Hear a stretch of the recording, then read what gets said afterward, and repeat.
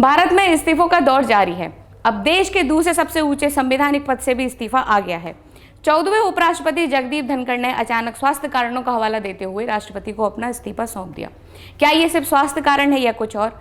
धनखड़ जी ने राष्ट्रपति द्रौपदी मुर्मू को त्यागपत्र सौंपा और कहा कि वे चिकित्सीय सलाह पर यह निर्णय ले रहे हैं।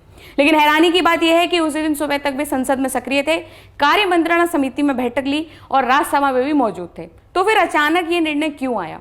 ये तो एक संदेह की बात है जो समय आने पर ही पता चलेगा। अब बात करते हैं इससे जुड़ी कुछ महत्वपूर्ण संवैधानिक बातों पर, जिसमें से पहला सवाल ये उठता है कि उपराष्ट्रपति के इस्तीफे की प्रक्रिया का वर्णन कहाँ है? तो इस प्रक्रिया का वर्णन संविधान के अनुच्छेद 67A के अनुसार उपराष्ट्रपति अपना इस्तीफा राष्ट्रपति को लिखित रूप में देते हैं। वहीं दूसरा प्रश्न यह है कि उपराष्ट्रपति को हटाने की प्रक्रिया का वर्णन कहाँ है? तो इस प्रक्रिया का वर्णन अनुच्छेद 67B के अनुसार उपराष्ट्रपति को पद से हटाया जा सकता है यदि उपराष्ट्रपति के सभी तत्कालीन सदस्य प्रभावी बहुमत से प्रस्ताव पारित करते हैं, जिस पर लोकसभा को सहमति देनी होगी तथा प्रस्ताव लाने से पहले कम से कम 14 दिन का नोटिस देना होगा।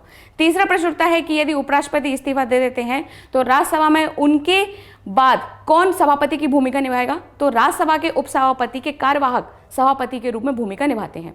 भारत के उपराष्ट्रपति के लिए योग्यता क्या क्या बताई गई है संविधान में? तो पहली योग्यता है कि भारत का नागरिक हो, दूसरी 35 वर्ष की आयु पूरी कर चुका हो, तीसरी राज्यसभा के सदस्य के रूप में निर्वाचित होने के लिए योग्य हो। वहीं चौथी योग्यता है कि केंद्र सरकार या किसी राज्य सरकार या किसी स्थानीय प्राधिकरण या किसी अन्य सार्वजनिक प्राधिकरण के अधीन किसी लाभ के पद पर ना हो।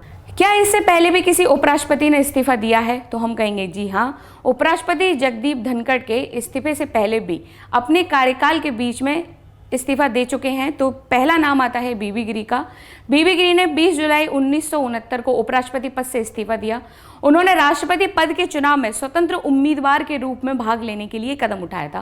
वह राष्ट्रपति पद के लिए चुने गए और 3 मई 1969 को उन्होंने कार्यभार संभाला।